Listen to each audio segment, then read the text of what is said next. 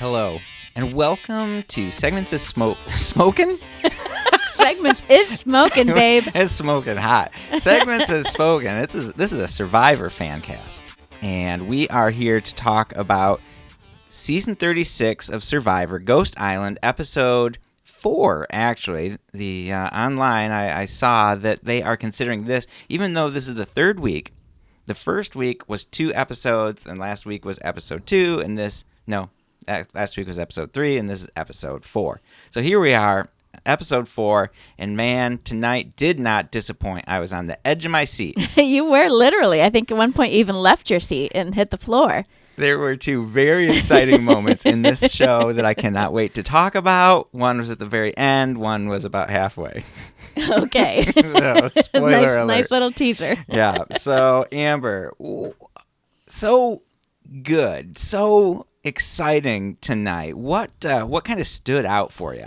I mean, a couple times we were like, wow, everything really works out for these Survivor producers. It's amazing. Yes. Yes. I mean, the games get so close, and the person who got chosen to go to Ghost Island, I don't know if we don't want to jump to that, but it's just amazing how well edited this game is, I think, in the show. And I'm impressed at how they're able to keep your interest. I mean, they're doing the same kind of thing they've been doing for 36 seasons, and it's just like, oh, I can't wait to see what they're going to do. And you're still on the edge, like, what is going to happen? And it's because it is a game of these just different personalities, and how are they going to deal with the situations at hand?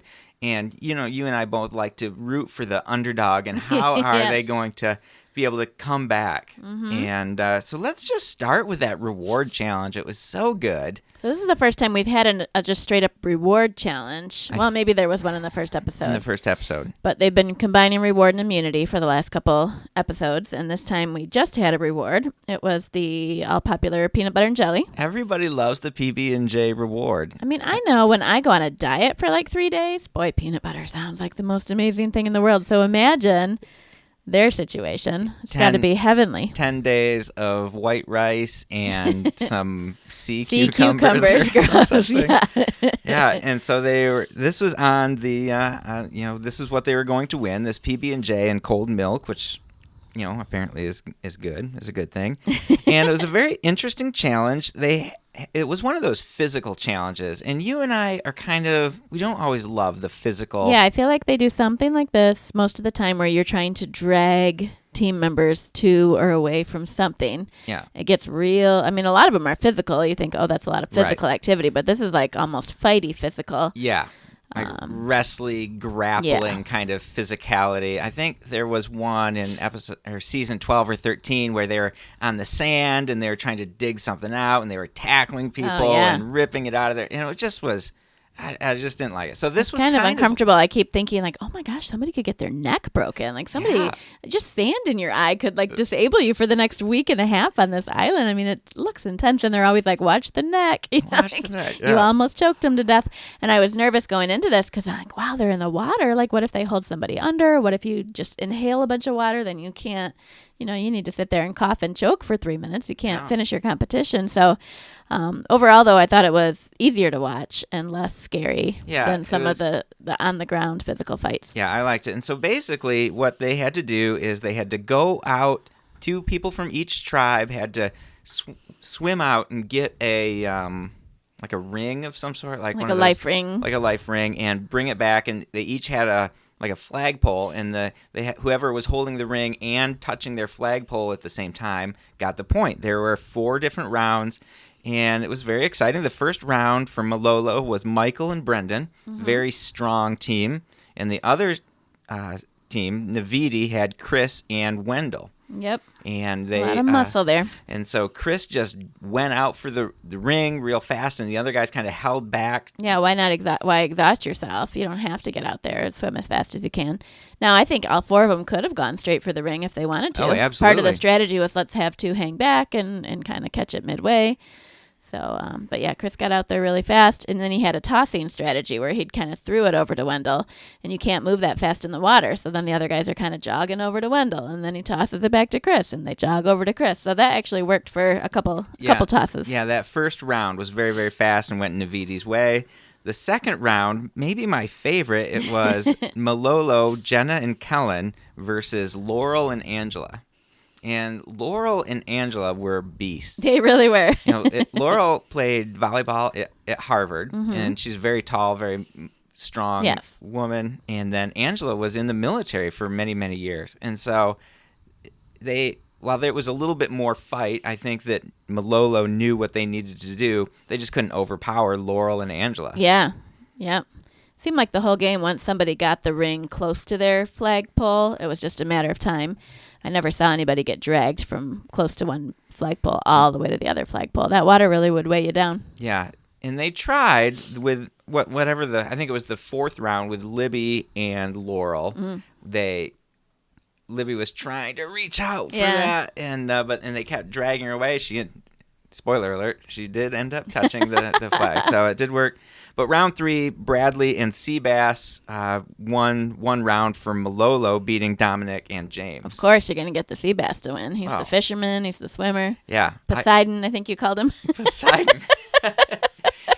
Poseidon or Seabass or Sebastian has the greatest sayings. I don't know if you remember, Amber. It was the first 1 or 2 episodes. He was talking about how he was getting along with Chris, and he was like, it was like 2 kids in a candy shop looking at their favorite gun. Like, I don't remember what he said, but it was like this weird expression, and he had a couple of really good ones tonight. Did you notate any of those? Well, at one point he said that I think it's Michael and Brendan were like a couple, like helpless penguins on a tropical island. How do you come up with that? I don't know. When would a penguin be on a person who generates weird sayings? Yeah. Maybe I can work on that. Yeah. I used to try to do that. My friend Aaron said I would say, like, when you want to get something started, I'd say, hey, let's kick this pig. And he thought you just made that up. I did not. That is a famous saying, but he just never heard it before. Oh, that's a good way to start if you have something nobody's heard. That. Yeah. Do you think I could start saying, Malolo is so low, no low, more low? That wasn't one of Seabass's catchier slogans. Yeah, I don't know if there was like a bunch of outtakes and they just put that one in there. But I really like Seabass, so I'm glad that he is still in the game. Spoiler alert. So Navidi won the game, Amber, and then what happens? So they have to pick a tribe member from Malolo to go to Ghost Island, and this person does get to come back and compete for immunity. So in the past, when you chose someone, they were safe from the vote. They didn't come back. Well, the competition had already happened. It was reward and immunity together. This time it was not. So they couldn't decide, and they went for rocks. I don't know if I liked that, not being able to decide.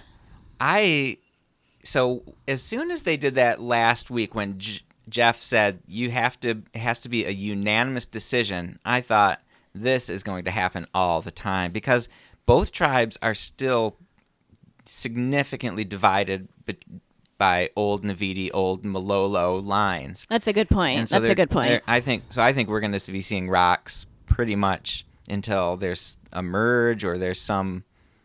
Maybe we may never see another unanimous vote for Ghost Island again. That's my thought. Anyway. Okay. You're right with the unanimous qualifier there. So right before they're drawing the rocks, Kellen says, "This is my biggest survivor fear." And Jeff's like, "What'd you say?" And he's like, "The spirits are listening." And this is when Amber and I were like, "Man, the producers are so lucky in this show." Oh my goodness! Because there's no way, because they'd already grabbed the rocks. She already had it in her hands. She had it in her hands, and they flip their hands over, and she has the white stone. I mean, Jeff might be a little bit magical. He might have just done like a little nose crinkle, like bewitched, and kind of switched that stone right at the moment. Oh yeah, he might. But if not, they're just real lucky. he had a white stone hidden in one of his dimples, and he just did a little hand. Fast he hands. Totally could hide that in his dimple. Yeah. Or they had every single person on the tribe say, "This is my biggest survivor fear," and then they edited it so we only heard Kellen. Oh, that's. So no matter who ended up with the white rock, it looked like they were the one who just uttered it. No, but that was a fun way to send her off because she seemed like a believer in destiny, and go, that's probably where I'm meant to be, even though I'm scared. But that's a real coochie island. Coochie, is that the word? I don't think that's a word. It's like cozy and kitschy. No, it's not really kitschy. Yeah. Anyway, it's not a hard place to live. I like it. You've come up with a new word. It's very coochie. Coochie. So I feel like, and so did you mean spooky by that? Could be. We haven't found the chi part. Coochie. Spooky. Coochie. Coochie. Kooky. Not coochie. And spooky and witchy. So part of her, that's what it was, witchy. So part of her thing was that she's a social player and she likes to be around people. So that, I think that made it harder for her. She knows that there's a social game going on that she's not there for. And that adds to her fear, not just being alone on an island. Yeah. Yeah, I think that's the biggest downfall. I think everything else about going to Ghost Island is really beneficial, but losing that time socially with your group is a huge setback. Yeah, definitely. So we figured she was probably going to get to play a game because that's 2 weeks in a row with no game on Ghost Island. So sure enough, she broke her little ceramic thing, and it said that she got to play a game, follow the fire. And she would risk her next vote. Yeah. And she would get an advantage. And the advantage it said something like, you will have power in this game. Yeah, absolutely. And so, but she didn't play the game. She no, didn't want to and risk I was it. really surprised at first because, when Jacob went to Ghost Island, he was like, well, you got to play. That's what we're here for. You got to play. And I thought, well, sure you do. That's what I would do. You always choose what's behind the curtain. But she was in the position where she is in the majority of this divided tribe. She was one of the, the old Navidi that's now on the Malolo tribe. So there's 5 on her side and 4 on the other. And if she gave up her vote, she could have swung the whole thing in the wrong direction and, kind of betrayed her tribe, which at this point in the game, that just puts a target on your back. Yep, absolutely. She might have been able to save herself or something like that. But yeah, she would have gotten a lot of negativity there. So I think it was a good choice there. But man, I wanted to see she was going to go with her gut. I like, as a viewer, you want to see her play those games. Yeah, absolutely. I wonder if they're going to sweeten the pot next time around to really entice the person to do it because they know the viewers are like, dang, another Ghost Island game we didn't get to see. Yeah. So do you think that, and so I guess we've decided that is a pretty big or a big thing you're giving up if you're risking your vote, because at this point your vote is your power. Yes, but if she'd been in the minority, I think she would have taken it for sure. Oh, yeah. Because who cares? Just the fact that one vote would really have made a huge difference. Yeah. In her tribe. Yep. And so after the reward challenge, we go back to the camps and whatever. This is Chris's first chance to see his new tribe without Morgan, and he's shocked because he thought everybody was going to vote out Dominic, and then he knew that Dominic and Wendell had targeted Angela, which means his alliance was falling apart. So he was doing some scrambling. He was trying to get some people to align with him. Oh, absolutely. And Angela was upset. She was not happy coming back from that tribal. Yeah, she wouldn't even talk to those guys. Everything in Navidi was just all over the place coming back. And Dominic and Wendell, it felt like they were kind of backed into a corner. They voted against their alliance. They weren't with Malolo. They were just like, Yeah, their discussion in the dark, and they're like, man, we just blew everything up, and Chris is going to be mad when he comes back here, and what's going on? And yeah, they just blew it up. But we see Laurel and Donathan really play some social game here. They do. And I was really impressed with Laurel in this episode. Mm-hmm. She absolutely dominated in that reward challenge, and then she comes back, and she's talking to Donathan. Chris is trying to draw them over to his side, but her and Donathan are like, we just don't like Chris. We don't want to vote him, or we don't want to vote against Dominic and Wendell. We'd rather keep them and play with them and get rid of Chris. Yeah. And so then they're starting to work with Dominic and Wendell, and they are very happy. Oh, they were so excited. And then, yeah, I liked it when Laura was asking Donathan if he liked working with Wendell or Chris more. He's like, Wendell or Chris? Like, is that a joke? Of course it's Wendell. So little Donathan didn't get as much airtime as he did in that very first episode or two. But yeah, I really like him. I like seeing him still in the game, and it seems like he's still playing. His name's not coming up for any kind of votes. Yeah, he made it past that kind of dangerous early. Let's get out the weakest players right now because it's an easy choice. Now people actually know each other, and so there's more going on than just like there's kind of an exterior weakness that we can see, because that's really all you have to go on those first couple votes. Yeah, for sure. And then you just want somebody to be a vote on your side. At this point, you usually do want to keep strength, because in these competitions, winning matters a lot. And so he's not strong, and that would be a spot where you'd think maybe they could let him go. But as we see when we get into it, the tribe who ends up going to council, they didn't care that much about keeping strength. So I thought that was maybe a mistake for them. I agree. But first we have the immunity challenge. That's what I have coming up next. Yeah, let's talk about that. There was one other thing. Oh, I just wanted to mention before we get to the tribal. Dominic now has the hidden immunity idol. Oh, yeah. And Morgan sent him the legacy advantage, which you can use when there's 13 or 6 people, and there's currently 17. Good job. So after today, there's 16, so he still has another 3 weeks before he can use it. And so those seem like some powerful items that he has, and he's pretty lucky he didn't end up having to use them or do anything today. Yeah, at this point, he could use his regular idol and still hold on to that legacy and hope he's around to use it again. Yeah, I'm very excited to see how that legacy advantage works out, because apparently up till this point, everybody who's touched it has been voted out. I know. And so... And it will just keep getting willed on, and so... Can they reverse the curse? This episode, I only heard them say reverse the curse 3 times. I keep a little tally of that. Oh, so, nice. But yeah, I'm excited to see him have that. And so if Dominic and Wendell align with the old Malolo, and he's got those things, like they could go very far. Any of those people that get to the merge are in real good shape. Yeah, for sure. It's such a big alliance that they're going to need to turn on themselves before too long, but there's a couple votes they could make first. Yeah, absolutely. So very exciting. All right, Amber, tell me about this immunity challenge. All right, this was it was physical, but not in the aggressive way. It was a very difficult challenge. It's a lot of swimming. Desiree sat out. I don't think she's a strong swimmer. We saw a little preview for next time with a swimming thing with her too. But so she sat out because her team had too many players, but they needed to get everybody to swim out to a raft. So, of course, your strong swimmers are out there first, but you still have to wait. Then you climb over. I guess it wasn't a raft. You climb into a cage, and then you have to go under the water and untie some knots, which, man, that always throws me because it's like the ocean, and they're in there with their eyes open and trying to untie things under pressure. I just feel like I'd really struggle with that. But Malolo gets it right away. Yeah, they...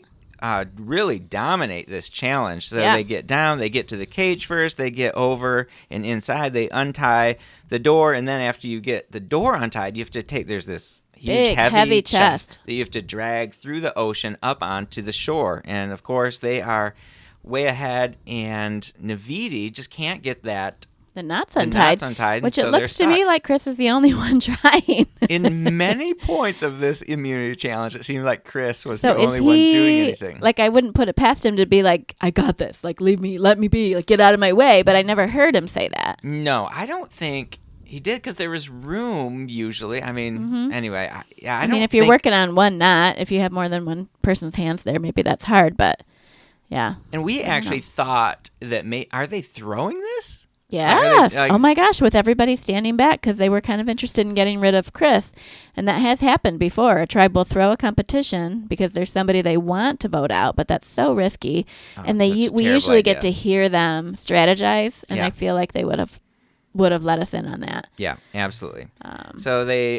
So Malolo gets the chest up there first, and they're getting through the obstacles first. Sebastian has to hook a ring onto a piece of track and pull it. And it's very hard. Gets it on the very first try. Yeah, and they're just knocking it out. They get their chest through this obstacle thing, and then you pull 5 of these balls out of the chest, and you have to get them up on this little perch kind of a thing. And they are getting those balls up on the perch like right away, and Navidi's still back trying to get They're just getting their chest out of the water at that point, which they didn't drag the chest so much. I mean, going under the water when your body's trying to float up to the surface and then dragging this heavy chest behind you, that would be real hard. So they did more of a flipping motion. They flipped it over. They got to the beach. They had struggled with their track. They couldn't get it on the track. Then they got to the point where they're trying to lasso the other part of the track to pull, and Chris tried and failed. Wendell tried and failed. They finally get it after many tries, and then they can't pull it because the team is literally just standing there. And Chris is going, I need some help. And they're just standing there. There's room, he says. And that's when we were like, are they throwing this? They're just standing there. I think they just figured he's the best. I mean, is there anybody else strong that was just sitting there? I mean, Wendell is the next strongest guy. Then you got Donathan, who's not very strong. And then you've got James. James has choked before, though. He choked with the swimming one. And that's it. But Angela should have been up there. Laurel should have been up there. Yeah. Like, what is happening? So I think it was just awkward. Yes. I didn't think they realized they could pull the rope from behind the chest. They probably wanted to be behind the chest so they could push. Yeah. And just figured he'd be able to get it. The other team looked like they got it so fast. Yeah, and so so they get that thing over. And so Malolo's getting the balls up there, but then they knock one off. Mm-hmm. And all of a sudden, Navidi's there. They get their balls out of the chest, and they're throwing them up there. And Chris and Wendell are just on fire, throwing those things, and then they knock another one off, and then Malolo gets one off. They knock it out. It's down 4-4. They each have only one ball to get up after one try being so far ahead of the other one. And this is when I'm like literally on my knees in front of the television because I get so excited about this. I'm like, what is going to happen? And I felt bad for Seabass. He's just throwing that ball up there. He just couldn't do it. And everybody's waiting for him. But I do think once you've got the rhythm, you got to keep throwing it to give it to somebody else who hasn't even tried. Yeah, that's bad. Oh, he's so close. I think he'd gotten so many other ones up there. And then I also think that Chris and Wendell knew they were in a tough spot. As far as potentially being voted to go home. Well, maybe not Chris and Wendell. Chris Chris definitely felt like he was behind the 8-ball, and so I think he was really gunning. He's like, "We're gonna win this," and he came through. You see that a lot. The people that are on the line, they have more to fight for, and you can tell. Yeah, and they came through, and it was so exciting. Navidi wins, not going to tribal council. Great job, and so Malolo is going over there, and it's not looking good for old Malolo on the new Malolo tribe. Because old Malolo has 4. There's only 4, and there's 5 people from the old tribe that are just voting him out, and they're not budging. No, and Bradley's kind of the ringleader of these old Navidi, new Malolo tribe, and we don't like him. He's kind of a jerk. Yeah, so last week, Bradley's the one who was like, you're this is so dirty. So dirty over here. So sandy at ours. Our old place was so nice. And he's just such a... he's like a little snake. Yes. He's going to be a lawyer. So Stephanie, my girl, my your yoga instructor girl? Yeah, I just feel like she plays a good game. I like it. She was brave enough to go up to him and see if maybe they could strike a deal. She's like, I still want to stick around. Like, what can we do? And he's just like, we shall see. All snotty like. Yeah, it's like, settle down, Skeletor. Get out of here. Go pet your bald cat somewhere else. Yeah, exactly. So, yeah, I didn't like that at all. But what Malolo does have is Michael's hidden immunity idol. And so they're trying to decide what to do with this thing. And they know they can save somebody, but they don't know who the other 5 are going to vote for. And so it's just an absolute guessing game. Yeah. So the last possible chance you have to use your immunity idol is after the votes are cast, but before Jeff reads them. You have to either say, I'm using this idol on myself if you think you might be in danger of being voted out, or you can give it to somebody else on your alliance. Say, I'm going to give it to this person to prevent them from being voted out. But you have to guess. You don't know. And the other tribe may or may not know that you have the idol. It's kind of nice when it's this big surprise. Like, oh, they think they're getting someone home and, hey, there's an idol. But that's not the way that Michael chose to play it. Yeah, he decided to, in the middle of tribal, kind of come out and say, I found this hidden immunity idol. It's James's from China. I'm going to reverse the curse. And it's going to protect 2. He lied here. And he says it'll protect 2 of us. And then they really started trying to attack the alliance of 5. Yeah, it was very well thought out, because even before he pulled it out, he said a couple of things about how he could tell that Sebastian and Chelsea were in the lowest position of the 5 alliance. And he just kind of like planted some seeds of doubt in them. And Bradley kind of tried to come back and say that wasn't true. And who else is with Bradley? Kellen mm-hmm. and I guess it was just Kellen trying to defend him, like, oh, we got to stick together. And then he pulled the idol out, and he really made it clear, like, hey, Chelsea and Sebastian, we're inviting you to vote with us and change this game. He's just talking about it in front of everybody. I thought he did a very good job. I thought maybe at the end it was like, all right, settle down there. Yeah. Pull it back. Mm-hmm. But I thought he did a really good job, and I'm just so impressed. He is 18 years old. Yeah, you really couldn't. I mean, that's the only time when he just kept talking. I was like, oh, dude, you're pushing it too far. And then you were like, well, he's 18. I'm like, wow, in that case, it's just incredible. You can understand. But, man, he really tried his hardest with that thing. And they had to go. I mean, they knew one of them was going out. They were trying to hold strong, old Malolo, and they did everything they could. And I really thought Bradley was gone. Yeah, I thought they were turning on Bradley. I think he got a little bit nervous there. Oh, for sure. I think that was such a big risk to lie about the idol and say that it would send 2 people home. He even fooled me for a second. I'm like, was that what it said? I don't remember if that's what it said. And of course, Jeff Probst has to just play it cool, like that's probably what it says. And so he must have assumed that the other tribe would be trying for either him or Brandon, Michael or Brandon. And so he said he was going to use it on Stephanie. He just guessed that they would have reverted to Stephanie. But yeah, it was an absolute. Yeah, man. I really wanted to see them pull that out, but he used the idol on Stephanie. Stephanie got 0 votes, so it didn't do anything. And Brandon got 5 votes, and the Alliance of 5 stuck together. Yeah. And I just was bummed because. You didn't see that was a really cool plan. I think they tried the best they could. And then thinking, oh, they've got to go back to camp with these people. And just like, the kind of gloaty. This was their closest chance to flip it because now we've got 5 versus 3 next week. So they really had to put it all in there and give it a shot. Yeah, and I think they did. And I think that the tribe, the 5 that voted out Brandon, are going to recognize, hey, this is kind of their last. That's what they had to do. Oh, for sure. I hope they don't really. And I think he still could have planted some doubts in Sebastian and Chelsea's minds that could cause a fracture in the future. It just didn't save them at this point. I didn't want Michael to go home since I felt like his idol. I know he kind of found it with a group, but I don't like it when somebody gives their idol to somebody else and then they get voted out. So I'm glad that he's still there. See that it was a risk, and you just he even said when they were kind of plotting it, he's like, we're going to need a lot of luck. The idol's not enough. We're just it just didn't. Yeah. The dice didn't roll in their favor. So. And this is where I'm really surprised. I mean, I guess this tribe did really well in most of the immunity competition. They just lacked in the ball part. But for them to vote out Brendan, who's very strong. And keeping some of these like younger, skinnier girls that feel like they can't really pull their weight in these super physical competitions. I had written down that Chelsea said at one point, well, they're not going to expect us to vote out strength. Well, of course they're not, because I feel like it's a dumb move at this point. Yeah, but I think that the tribe of 5 is like, well, even if we keep losing, we're just going to get rid of.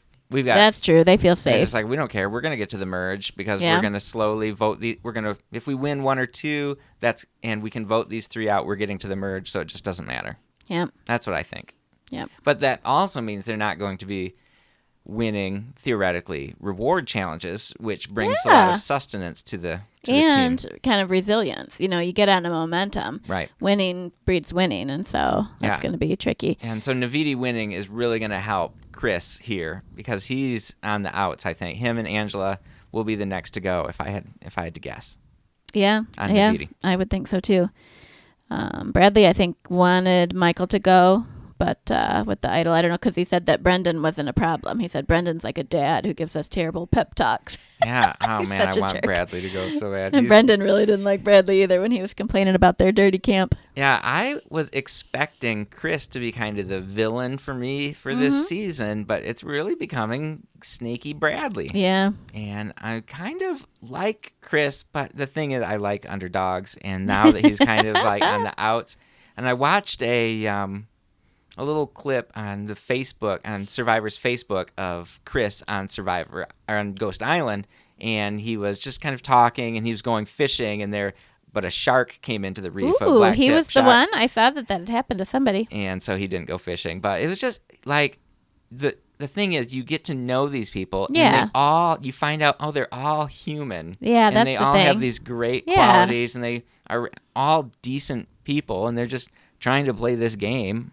I mean, I think really Bradley could even be a decent person. I'm sure. I know. I'm sure he probably is way deep down, and this is just how he's playing his game. He's going to be a lawyer, and Oh, the best lawyer. That's how he's going to be the best lawyer. Yeah. So, all right, Amber. Well, we like to wrap up each of our shows by saying who we thought outwitted, outplayed, and outlasted tonight. So, I have a thought for outplay. And I want to vote Laurel. And when I saw her in that reward challenge, I was going to vote her. But Chris's gumption in that to me that pulled through. And even though I like Laurel better, I'm kind of rooting for her. I'm going to give it to Chris.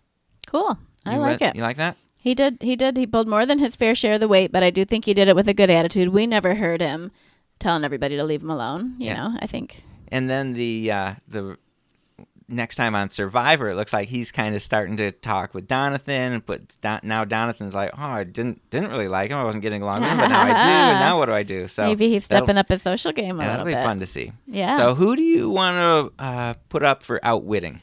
Who outwitted tonight? I mean, I kind of want to say Michael, even though things didn't go his way. I just feel like his strategy with the idol was pretty smart. It was kind of a tricky, weird thing to do, but it was interesting. And if it worked, boy, that would have been awesome. That would have been. Yeah. Can we give outwit to somebody who didn't? But I agree. That's who I'm thinking too. And so I guess we're setting a precedent. And I think he still could have put some cracks in that tribe. And I think he still shook things up for going back to camp. Yeah. I don't know if everything will be exactly the same next week. All right. Well, I agree. So we're going to give it to Michael. I think that was a great, bold move tonight. And who outlasted? I guess it was Snaky Bradley. He did, right? He's the one, he should have been out, and he somehow held his alliance together. Yeah. Yeah. Or Chris. I mean, he would have been gone. Chris has outlasted our distaste. Yeah. We're Let's give it to Chris. It's not so bad. So Chris won 2 things. Yeah.